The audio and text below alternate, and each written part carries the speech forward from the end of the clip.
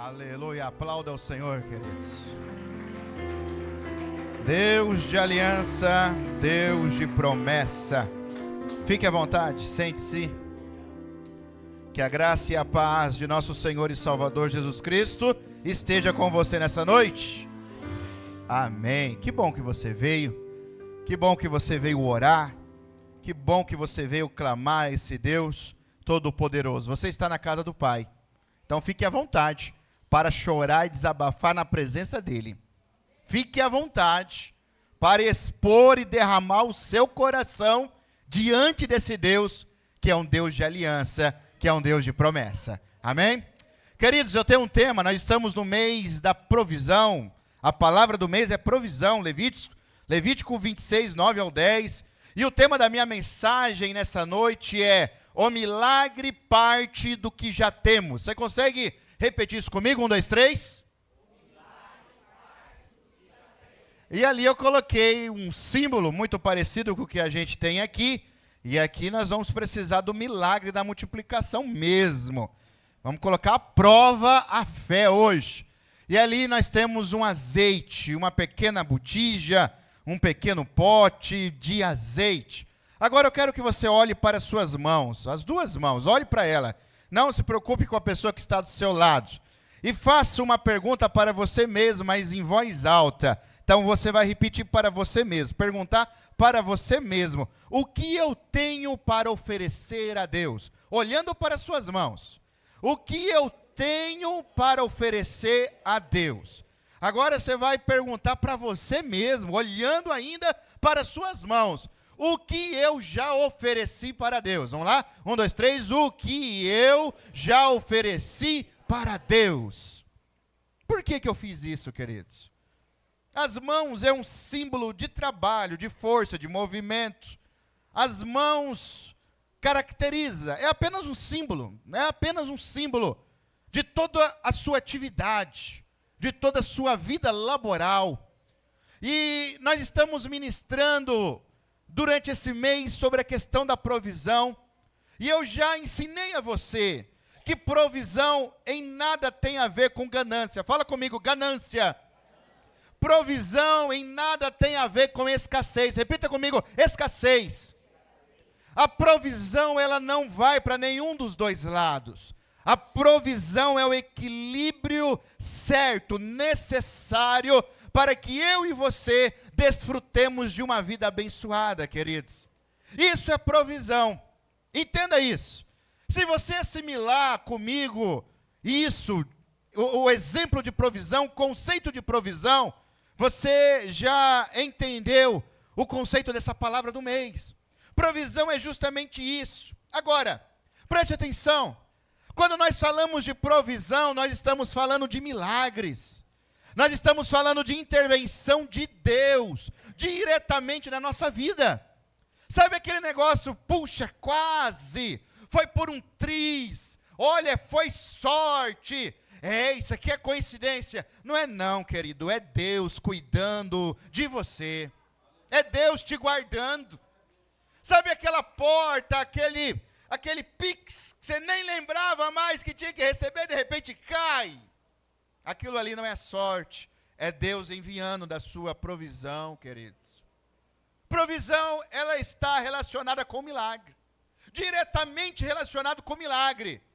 E o que é milagre? É uma intervenção de Deus na nossa história, na nossa vida cotidiana, na nossa vida comum. De repente, Deus, na sua infinita misericórdia, na sua infinita bondade, resolve intervir na minha vida e na tua vida e começa a abrir as janelas, as portas, começa a enviar a sua provisão.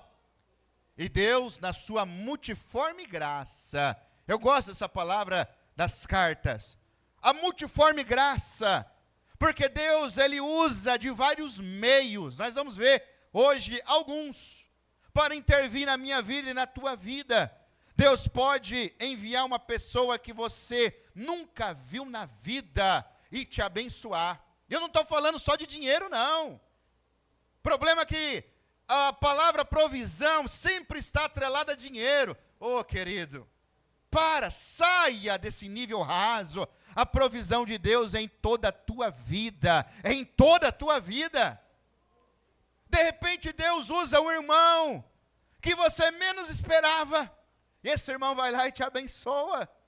De repente Deus usa aquele vizinho que você nunca conversou, e ele se torna um instrumento e um canal de bênção de Deus para a sua vida. De repente aquela pessoa que nunca falou com você, está te abençoando de alguma maneira, queridos. Isso é a provisão de Deus sobre a tua vida. É a provisão, é o milagre de Deus sobre a tua vida. Agora, tem um porém, e o nosso texto está lá ainda em 2 Reis, capítulo 4, verso 1 e o 2. Esse milagre de Deus, geralmente na Bíblia nós estamos recheados desses exemplos. Nunca parte do nada, se bem que Deus é poderoso. Os evangelhos vão dizer que para Deus nada é impossível. Nada é impossível. Só que nós vamos aprender que Deus, Ele trabalha e quer nos ensinar no meio dessa provisão. E aí em 2 Reis, capítulo 4, verso 1, nós temos um texto que nós estamos parados nele durante todo esse mês, que vai dizer assim, ó: certo dia, a viúva de um dos membros do grupo de profetas foi pedir ajuda a Eliseu. Meu marido, que o servia, morreu, e o Senhor sabe como ele temia o Senhor. Agora, veio um credor que ameaça levar os meus 2 filhos como escravo. Verso 2. O que posso fazer para ajudá-la? Perguntou Eliseu. Diga-me o que você tem em casa. E ela respondeu: não tenho nada, exceto uma vasilha de... Mas preste atenção, ela primeiro falou: olha, em casa não tem nada. Não tem nada. Porque talvez o azeite tinha essa quantidade aqui, ó. Não dava para fritar um peixe. Talvez o azeite era dessa quantidade. Não dava para vender, para comprar um pão da época. Por isso que ela, olha, em casa não tem nada. O que tem é uma vasilha de azeite. Exceto, olha, é uma vasilha de azeite. Ah, queridos, ainda bem que o nosso Deus é especialista em multiplicar os nossos recursos. Deus é especialista, mas preste atenção, se você já estiver comigo nessa mensagem, você já está entendendo. Deus, Ele usa do seu recurso. Deus, Ele usa da sua capacidade. Deus, Ele usa da sua vida. Deus, Ele usa dos seus instrumentos para multiplicar e abençoar, não só a sua casa, mas todos aqueles que estão à sua volta. Essa história da viúva é pedagógica. Agora, preste atenção. Por que o profeta pergunta: o que você tem em casa? Veja bem, o profeta poderia dizer para ela: nós vamos levantar um clamor aqui. Seu marido foi fiel a Deus, então agora nós vamos aqui orar e alguma coisa vai acontecer. Não. O profeta, na direção de Deus, ele vai querer saber: olha, o que você tem oferecido para esse Deus? O que você tem para oferecer para esse Deus? Veja que o milagre, e você sabe o final da história, o milagre da provisão passou por algo que ela tinha na casa dela. E a primeira moral que essa história está nos ensinando: nunca despreze a tua casa, nunca despreze os seus. Deus usa pessoas e situações na tua vida para enviar provisão, queridos. Entenda isso. Veja bem, o que é que você tem? Uma botija, uma pequena quantia de azeite. Mas por que Deus pega ou exige, ou quis usar essa pequena botija? Primeiro, 1 Coríntios capítulo 3, verso 9. Aqui o apóstolo Paulo está nos dizendo uma verdade que deixamos passar. Ele vai dizer assim, porque nós somos cooperadores de quem? Cooperadores de quem? Seria para nós muito cômodo Deus resolver todos os nossos problemas sem a gente precisar nem levantar da cama. Ele tem poder para fazer isso, amém, igreja? Não há nada impossível, mas não é esse o propósito de Deus para a minha vida e para a tua vida. Desde o início, Adão, Eu estou te entregando um jardim perfeito. Eu estou entregando um jardim aqui que não tem nada de ruim. Então agora você vai guardar, você vai trabalhar nesse jardim. Responsabilidades. E eu já disse para você que a oração não anula a nossa responsabilidade. Eu já entreguei para Deus. Agora, não, queridos. Nós entregamos para Deus em oração. E estamos agindo e vigiando aqui na terra também. A oração não anula a nossa responsabilidade. Entenda isso. E aí o apóstolo Paulo está dizendo, olha, nós somos cooperadores desse Deus. E aí como cristãos, como filhos de Deus, nós somos chamados a trabalhar com esse Deus Todo-Poderoso. Olha que privilégio. Você é chamado para trabalhar com Deus. E aí nós temos, eu coloquei aqui só 3 exemplos. Moisés. Vocês estão lembrados de Moisés? Na sarça, e Deus chama, e tem toda aquela teofania, aquela revelação. E aí Moisés falou, não, Senhor, quem sou eu? Eu não sei falar, eu não consigo. E aí Moisés começa a dar um monte de desculpa. E aí Deus fala, o que você tem na mão, Moisés? Eu tenho um cajado. O cajado que eu uso para apacentar as minhas ovelhas, que estão por aí nesse deserto. Pois é, Moisés, esse cajado será o instrumento do meu poder e glória diante de Faraó e diante do mundo inteiro. O que você tem nas mãos, Moisés? E de repente ele está diante de Faraó. E Faraó intimidando ele, que Satanás é assim. Satanás, ele gosta de intimidar. Ele gosta de olhar por cima. Satanás gosta de estufar o peito para nós. Querido, o único leão da tribo de Judá se chama Jesus de Nazaré, meu irmão. Não precisa temer. Mas Satanás gosta de fazer essa intimidação. Mas como que Satanás faz isso? Possuindo pessoas. Chega, né? E aí? Deus falou, Moisés, estende a vara, estende aquilo que está nas tuas mãos. Quando Moisés estende aquele instrumento de trabalho dele, de repente o poder de Deus se manifesta diante de Faraó, queridos. Aí no Mar Vermelho, agora morremos, acabou. Aquele velho ditado, né? Nós nadamos, morremos na praia. Moisés, estende a tua vara e erga a tua mão e veja o milagre acontecer, Moisés. Aquilo que ele tinha, querido, um instrumento da glória de Deus. O que você tem na tua casa pode ser um instrumento da glória de Deus. Mas não é só isso. Nós temos também em João capítulo 2, você está lembrado. O primeiro milagre de Jesus. Qual foi o primeiro milagre de Jesus? Qual foi? Transformar a água. Jesus poderia estalar os dedos e o negócio está pronto, mas não foi bem assim. Ali naquele local tinha talhas, olha isso, e tinha água. Jesus usou daquele instrumento, daqueles instrumentais para fazer o milagre, para transformar, queridos. Era aquilo que tinha, a partir daquilo que tinha, Deus operou um grande milagre, o próprio Cristo. E aí um outro exemplo, para fecharmos essa parte. Vocês vão se lembrar da primeira multiplicação de pães e peixes. A multidão ali. E aí os discípulos disseram assim, Jesus, o sol já está indo embora.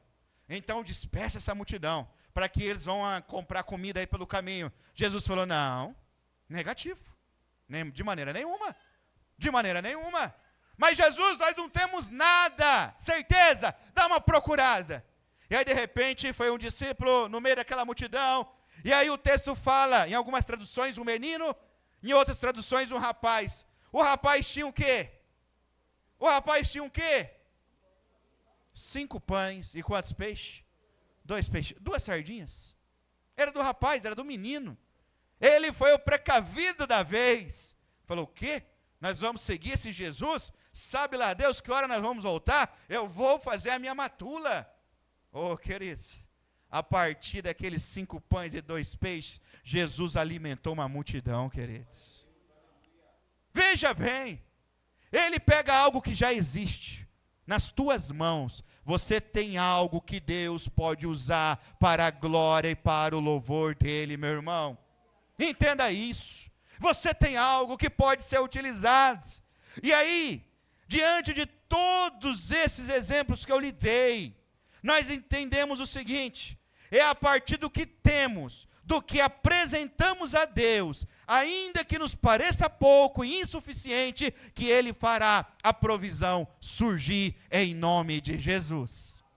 Talvez eu não enxergo, você também não está enxergando, mas Jesus é especialista por multiplicar aquilo que nós temos.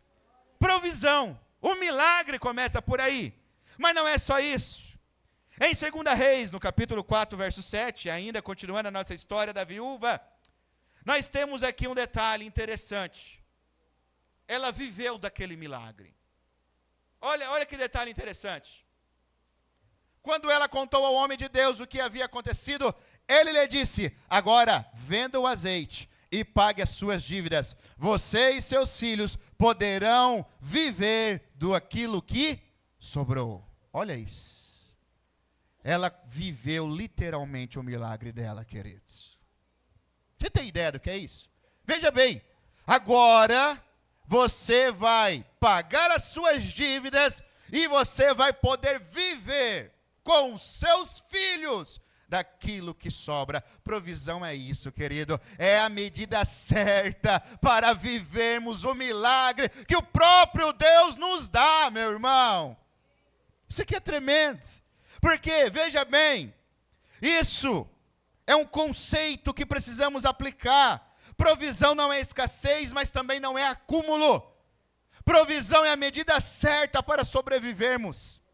Provisão é o equilíbrio de Deus para as nossas vidas. Agora, tem um porém. Êxodo capítulo 16, verso 4 e 5. Aqui é o princípio da provisão. Olha isso. Vamos ler todos juntos? 1, 2, 3.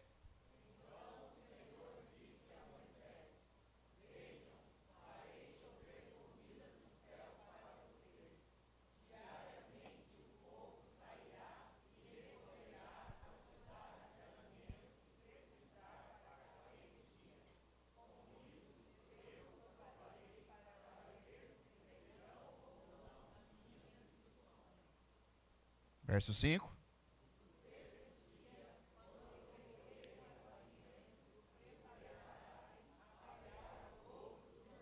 Olha o princípio da provisão de Deus aqui. O princípio do maná. Ô Moisés, diga ao povo que eu vou cuidar do povo. E pode tranquilizar o povo que eu vou enviar a provisão. Todos os dias eu sou um Deus de aliança, e eu não quebro aliança, eu não falho, eu não esqueço, eu não atraso, eu sou o Deus Jireh, aquele que provê. Eu vou enviar, Moisés, avisa o povo, que eu farei chover comida do céu, mas preste atenção, não adianta acumular, porque provisão não se acumula. Mas e se eu guardar? Vai estragar, querido. A provisão de Deus é na medida certa para você, para a tua casa e para o propósito de Deus. Por isso que eu disse, provisão, ele não pode ser confundida com acúmulo. Não pode. Não pode. A provisão de Deus para a tua vida é para a tua subsistência, para a tua bênção, para você abençoar outros, e não para guardar em um potinho, como se todos quisessem roubar. A provisão de Deus, ela é diária sobre a minha vida e a tua vida, queridos. E aí o texto, no 7º dia, eles não poderiam recolher. Olha como Deus pensa em tudo. No 6º dia, eu vou enviar dobrados. Porque aí sim, vocês guardarão do 7º dia. Eu sou o Deus Jeová Jireh, o Deus da provisão sobre a tua vida.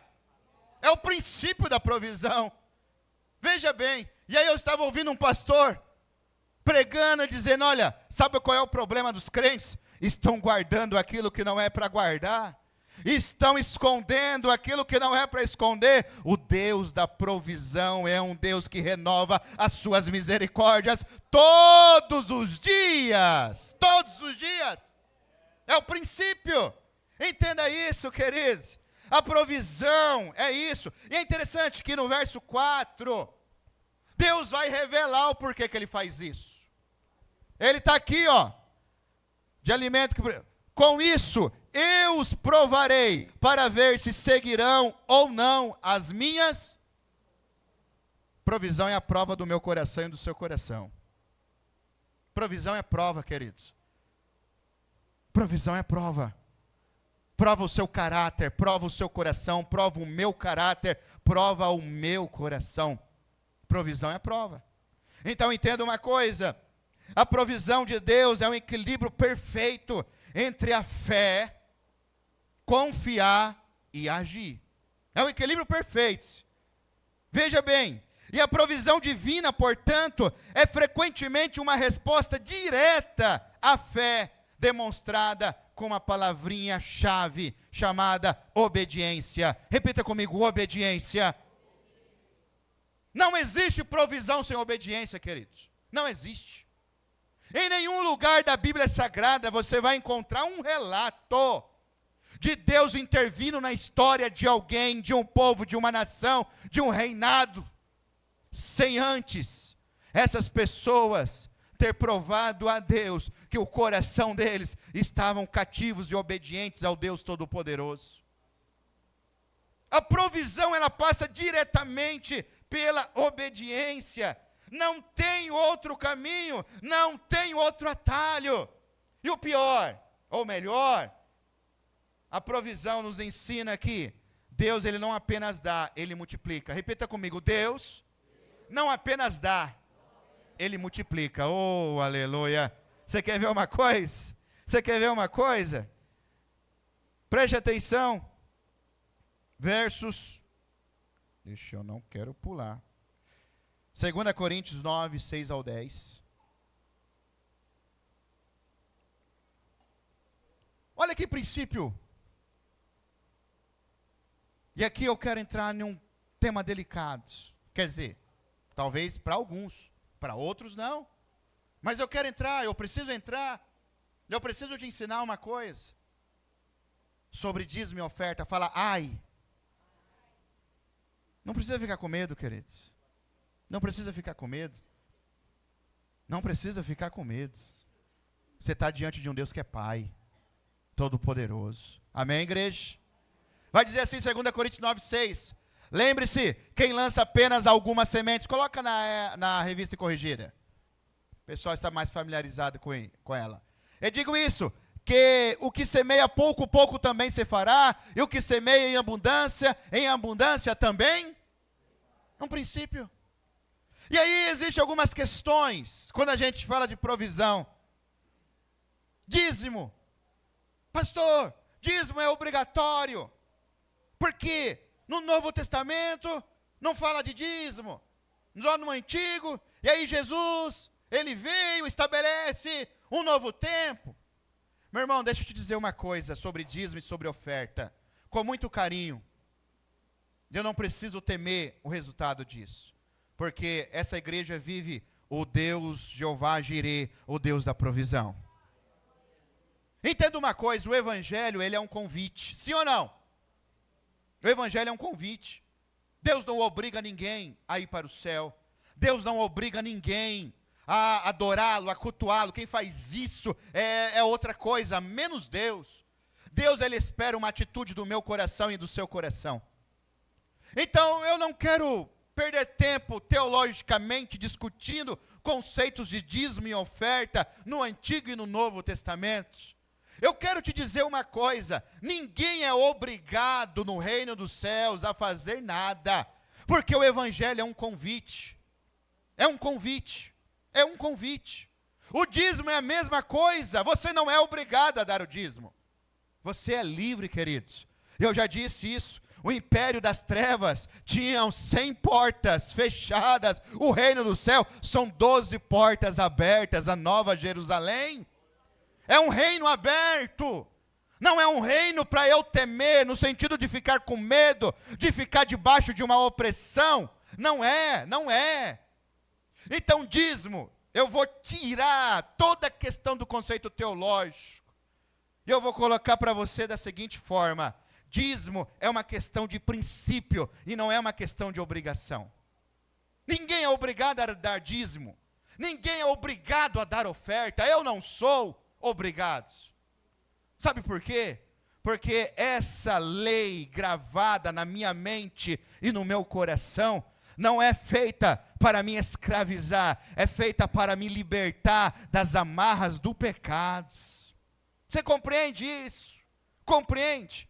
Agora, quando eu entendo que dízimo e oferta não é obrigação, mas é um princípio, eu estou lendo esse texto, e eu estou convicto que quando eu faço a minha parte no reino dos céus, esse Deus todo provedor me ajuda, me abençoa e multiplica na minha vida, queridos.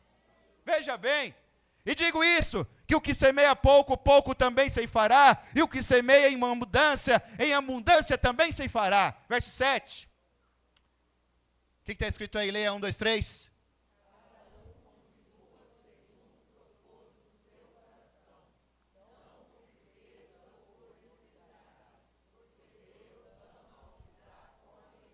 Amém? Amém?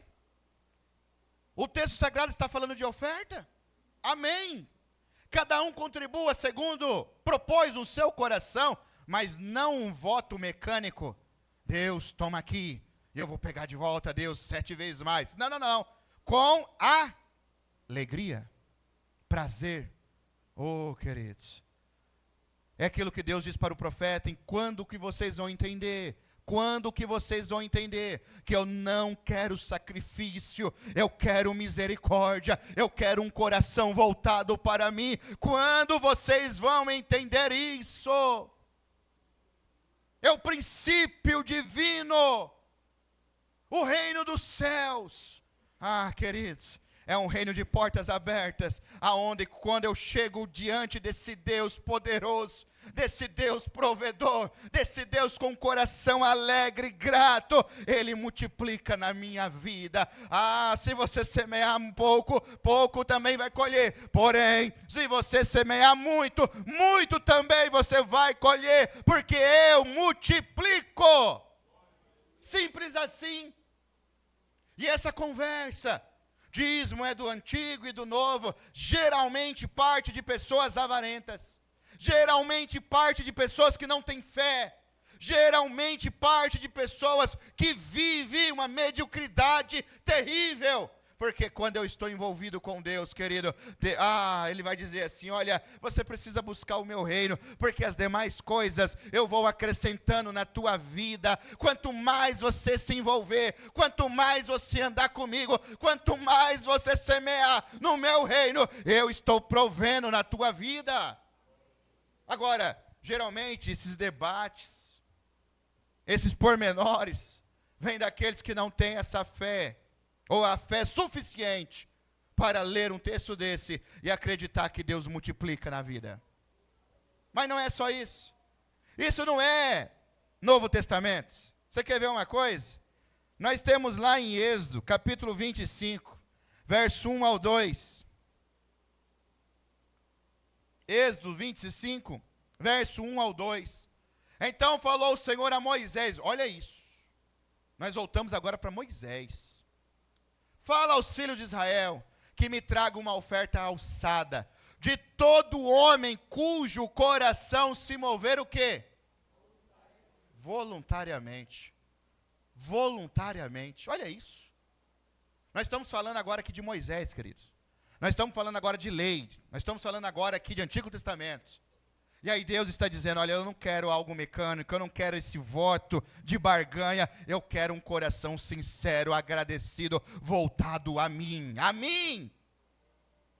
Fala aos filhos de Israel que me tragam uma oferta alçada de todo homem cujo coração se mover voluntariamente. Dele tomareis a minha oferta alçada. Olha isso, coração grátis. Não, mas não é só isso. Veja bem, nós temos em Provérbios capítulo 11, verso 24. Provérbios é tremendo. Provérbios não tem desculpa com Provérbios. Capítulo 11, eu falei, capítulo 11, verso 24. O que vai dizer?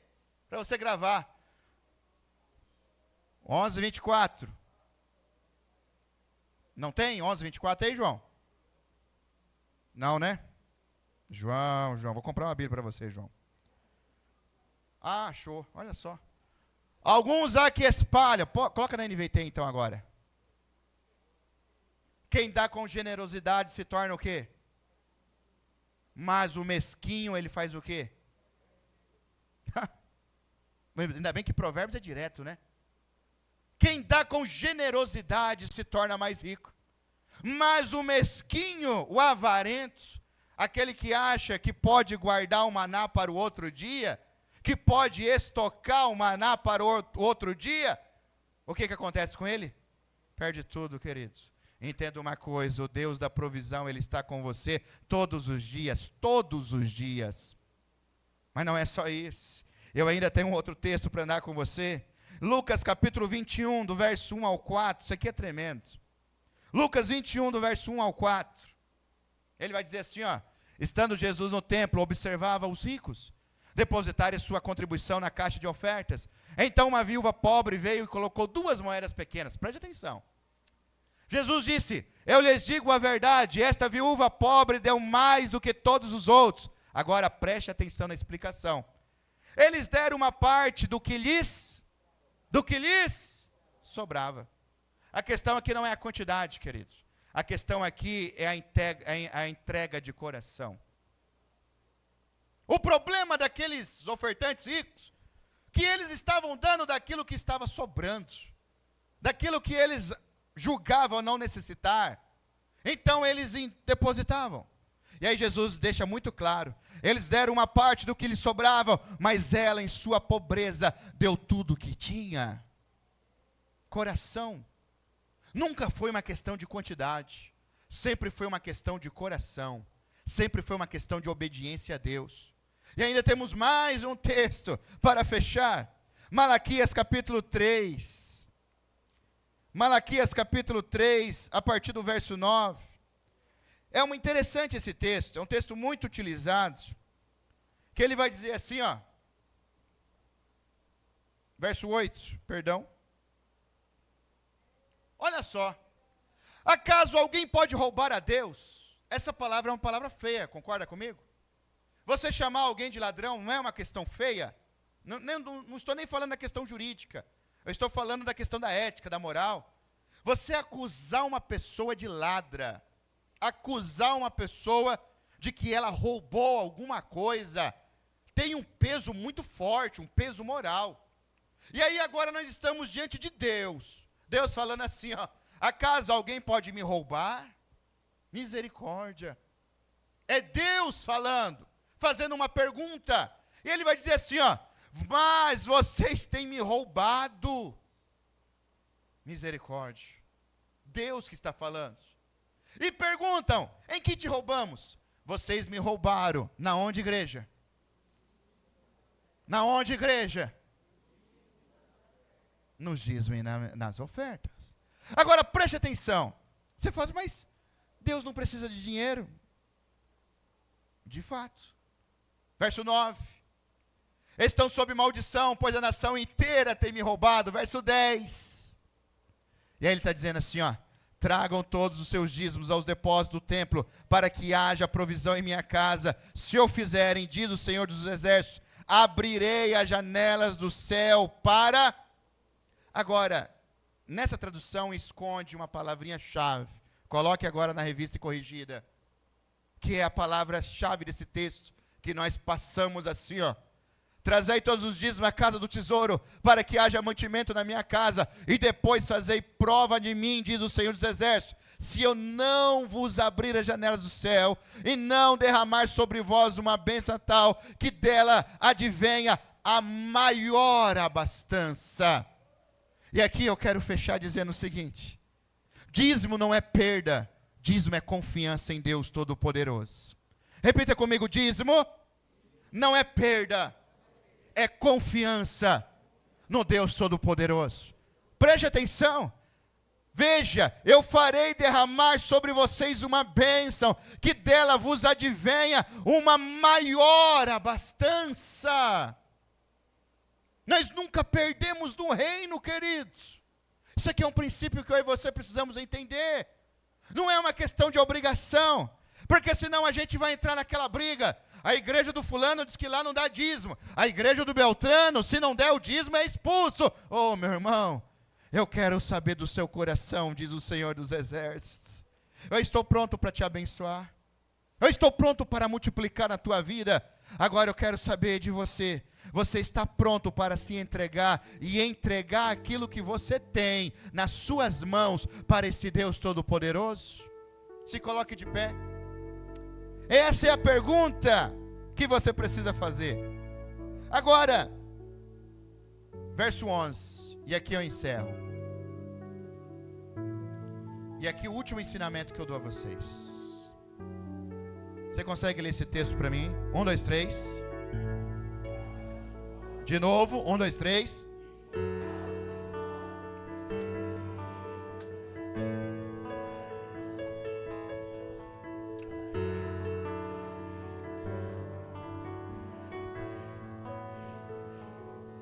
Aleluia. Preste atenção. Por causa de quem? Por sua causa, queridos. Não é o valor. Tem pastores ensinando que o Satanás, ele foge daquele que é dizimista. Isso não está na Bíblia, queridos. Tem gente ensinando que Satanás não toca em aquele que... Isso não está na Bíblia, queridos. O que está na Bíblia Sagrada é: por causa de mim, por causa de você, Jesus Cristo te cobre com o sangue dele, o sangue derramado na cruz, e todo o inferno ele tem que cair em nome de Jesus. Mas é por causa de você. Não é por causa do seu dízimo, não é por causa da sua oferta, é por causa do seu coração. Olha o que o texto diz: e por causa de você repreenderei o devorador. Dá um glória a Deus, igreja. Por causa de você eu repreenderei esse devorador, para que não vos consuma o fruto da terra. Ou seja, em tudo aquilo que você colocar as suas mãos, abençoado será. Em tudo aquilo que você trabalhar, você será próspero, porque o seu coração está no altar. Não é o seu dízimo, não é o seu dízimo, não é a sua oferta, queridos. É o seu coração, é a sua obediência.